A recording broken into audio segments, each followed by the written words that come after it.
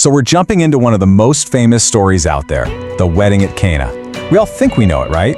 A wedding party runs low on wine, Jesus steps in, and bam, problem solved. But what if I told you that beneath this simple, feel-good story lies a hidden legal drama, a profound mystery that once you see it, changes absolutely everything? Okay, so let's really lean into that question. What if the wine was just a prop in a much bigger play?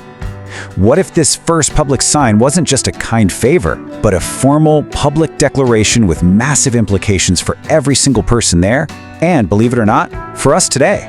And this is really where it gets interesting. You see, our modern view, it's all very romantic. We see a simple party problem, a kind of miracle for a friend, a nice story about generosity, but the ancient legal reality, whoa, it was so much more intense.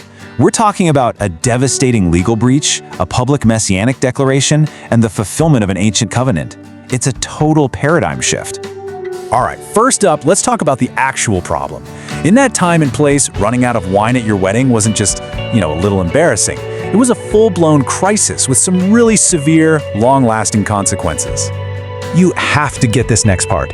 For the groom, running out of wine was considered a public breach of his marriage contract. It signaled a failed covenant. He had made a binding promise to his bride, her family, and the whole community. And now his empty wine jars were basically a giant billboard announcing his failure.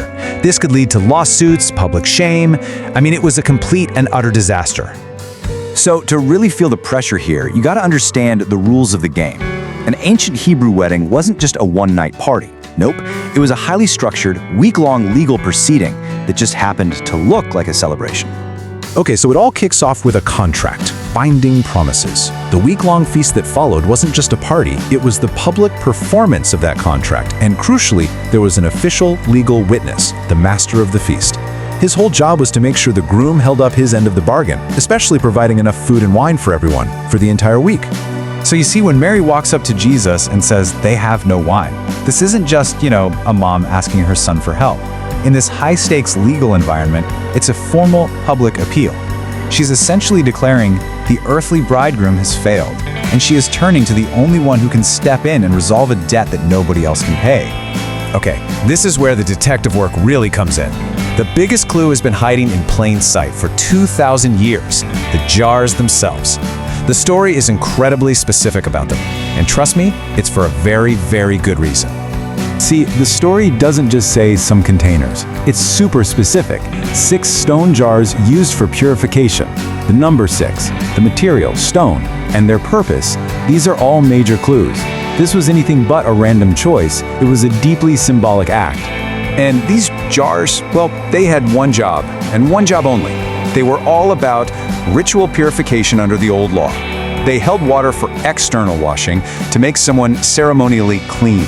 They were, quite literally, heavy, burdensome symbols of the old way of doing things. And boom, this is the absolute core of the sign.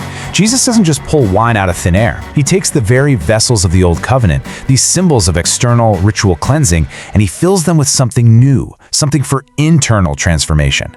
It's this powerful, unmistakable statement. The old way is being replaced by a new, better way of life. All right, this leads us right to the main event. The stage is set, the symbols are in place, and now the wine itself is about to make a shocking claim. Remember that guy, the master of the feast, the legal witness? This is his official testimony, and he is just floored. In that culture, everybody knew you serve your best wine first. To save the best for last? That was completely unheard of. So he's publicly testifying that this groom has not only fulfilled the contract, but has done it in this completely backwards, incredibly magnificent way. And why is that such a big deal? Because for everyone there, hearing about the best wine appearing at the end would have set off some major alarm bells from the prophets, like this one from Amos. An abundance of the best wine was a well-known sign that the Messiah had finally arrived. So, you get it now, right? This wasn't just a nice little party trick to help out a friend. It was a sign, a formal, public, symbolic act with a very specific message. Jesus was basically declaring, the earthly bridegroom couldn't keep his promise, but I am the true bridegroom. I'm here to fulfill every promise and host the ultimate wedding feast that never ends. Okay, so we've just unpacked this ancient legal drama. Cool story, right? But why does it matter to us right now? Let's dig into why this ancient sign is so incredibly relevant today.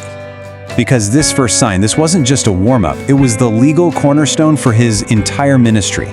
It publicly established his identity from the get-go.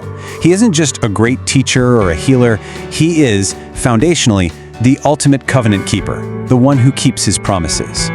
And that, right there, is what we can hold on to. I mean, let's be real. We live in a world that can feel full of broken contracts and failed promises. It's unstable. But this story, when you see it for what it really is, isn't about wine. It's about a commitment that doesn't fail, a provider who never runs out, and a promise that's always kept, especially when everything else seems to fall short. Think about it. The master of the feast was blown away that the best was saved for last. That whole scene was a preview, a sign that the real bridegroom was just getting started.